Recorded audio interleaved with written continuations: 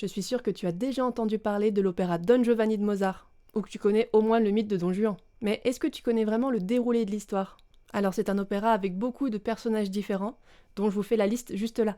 On a en premier lieu évidemment Don Giovanni et son valet Leporello. On a également le commandeur, sa fille Donna Anna et le fiancé de Donna Anna. On a Donna Elvira, qui était avec Don Giovanni mais qui l'a délaissé. Et on a également un autre couple, Mazzetto et Zerlina. Bref, on passe tout de suite au déroulé de l'histoire. L'acte 1 commence tout de suite par une scène de meurtre, évidemment, sinon ce serait pas drôle, puisque Don Giovanni s'est introduit chez le commandeur pour tenter de séduire sa fille Donna Anna. Les hommes s'affrontent en duel et Don Giovanni tue le commandeur et arrive à s'enfuir. Donna Anna jure de venger son père. Suite à ça, passe une procession de villageois pour préparer le mariage de Mazzetto et Zerlina. Don Giovanni, qu'est-ce qu'il essaye de faire évidemment? Il essaye de séduire Zerlina, mais sans succès. Bon, je passe plusieurs scènes, je passe plusieurs détails, on arrive à une scène importante qui est la scène du bal masqué. Dans cette scène est organisé un banquet où il y a tous les personnages principaux, excepté le commandeur évidemment. Don Giovanni essaye encore une fois de séduire Zerlina, mais celle-ci se met à crier à l'aide. Et Don Giovanni, qu'est-ce qu'il fait? Il accuse tout simplement son valet. Et en plus de ça, il arrive encore une fois à s'enfuir. L'acte 2 commence sur une scène de nuit où Don Giovanni demande à Leporello d'échanger de vêtements pour que le faux Don Giovanni puisse faire diversion auprès de Donna Elvira, pour que le vrai Don Giovanni puisse aller séduire sa femme de chambre. Ah oui, on l'appelle pas Don Giovanni pour rien, hein. Bref, le faux Don Giovanni et Donna Elvira sont rejoints par Donna Anna et son fiancé, ainsi que par Mazzetto et Zerlina, et ils essayent de le tuer, puisque Donna Anna sait que c'est Don Giovanni qui a tué son père, donc elle veut se venger. Et pour éviter de se faire tuer pour rien, Leporello se démasque. Un peu plus tard, Leporello et Don Giovanni se rejoignent dans un cimetière la nuit, et ils discutent des derniers événements qui viennent de se passer. Mais tout d'un coup, une statue se met à parler, en pleine nuit,